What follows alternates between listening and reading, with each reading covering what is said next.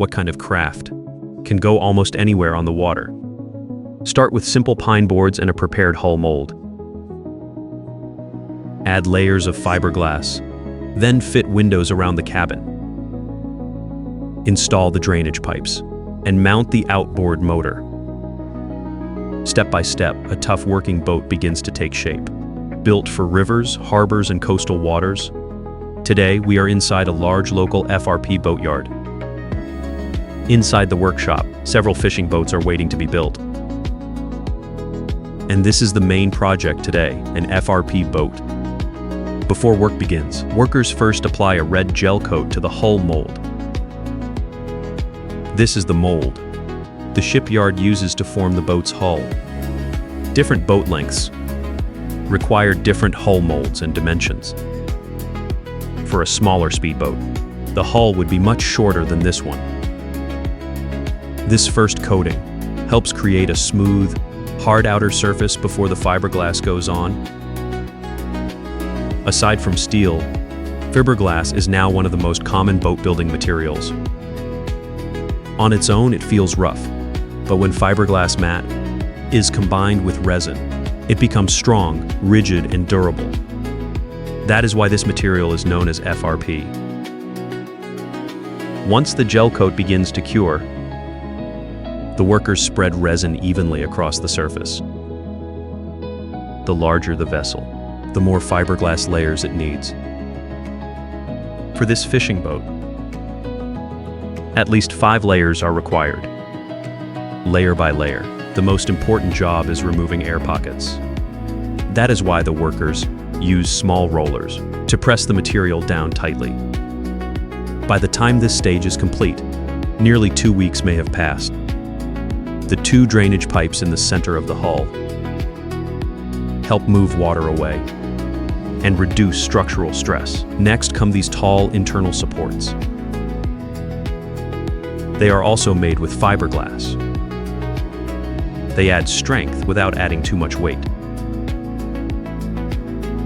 From the beginning to this point, about 20 days have passed. Now the focus moves from the bottom of the hull to the reinforcement ribs along the inner walls. You can see square strips crossing in different directions. The workers reinforce these ribs with more material. With this extra structure, the hull can handle stronger wind and rougher water. If you have seen older wooden ships, you may notice that the same basic idea has been used for centuries. The materials have changed, but the logic remains the same. Once the hull is lifted by crane, we finally get a clear look at the outside surface of the boat. The color is usually chosen by the owner, but red and blue are still among the most popular choices. At this stage, the FRP hull is placed on wooden blocks. The next part is one of the toughest jobs in the workshop. Fiberglass dust flies everywhere, and it can stick to exposed skin. Even in hot weather, workers need full protection. The dust can irritate the skin, and it should never be breathed in. Meanwhile, 2 other workers begin cutting boards. This wood is mainly used for shaping and protection. Metal is too heavy, and rubber would deform too easily. Wood gives the edge a strong, practical buffer. First, the workers cut the boards into matching curved sections. Then they sand the edges until the surface is smooth. So where do these wooden pieces go? They are fitted along the outer edge of the hull. They extend about 5 centimeters beyond the fiberglass edge. That is not an accident. If the wood sat flush with the FRP hull, then every time the boat docked, the fiberglass could take the direct impact. And if a major crack formed, repairing it could be very difficult. That is why the wooden edge works as a buffer. In some cases, tires are added along the outside as well. That gives the hull even more cushioning at the dock. At this point, a covered worker brings over more fiberglass material. This wave-patterned layer adds reinforcement and helps seal the wood. Because wood can absorb moisture, poor sealing could lead to swelling, mold, or cracks.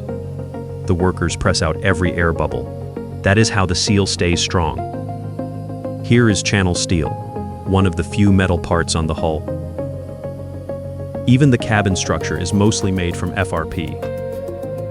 Here, an opening has already been cut into the channel steel. Once it is pushed carefully into position, the workers can prepare the next connection. Then the wedge is inserted. This small piece was cut from a section of rebar. It locks the part exactly where it needs to sit. The next feature worth watching is the cabin. First, look at the panels the workers are placing. At first, they almost look like steel plates.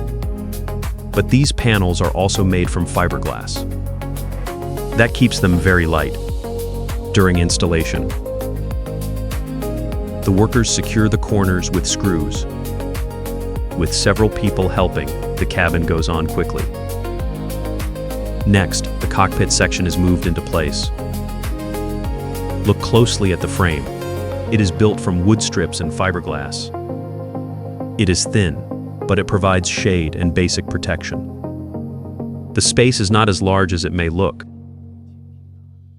Still, 3 or 4 people can rest inside for a short time. The cockpit opening is designed for visibility on 3 sides. Prepared tempered glass panels are fitted into the frame. The outside is framed with aluminum alloy. Before installation, the panel is lined up carefully, then pushed inward until it sits in place. The door works differently. Fishing boats usually use sliding doors. Even in bad weather, they can be opened and closed more easily. A normal hinged door would be less practical. A strong gust of wind could swing it open hard. Behind the cabin is where the engine is mounted. It is secured with a neat row of heavy bolts. This type of engine is called an outboard motor. Depending on size, there may be 1 or 2 separate units. For a smaller speedboat, 1 motor is often enough for daily use. But a working fishing boat like this usually needs 2 motors. Some high-speed boats use even more, sometimes 4 outboards for extra power. By now, the main body of the fishing boat has taken shape. But its simple appearance can be misleading. From a distance, it may look like a small leisure boat. But this vessel is built for work. Its final length has reached the planned target: 10 meters. FRP boats first became widely used in the 1950s. Today, millions are used around the world. Out at sea. Their strength, low water absorption, and light weight make them practical and cost-effective.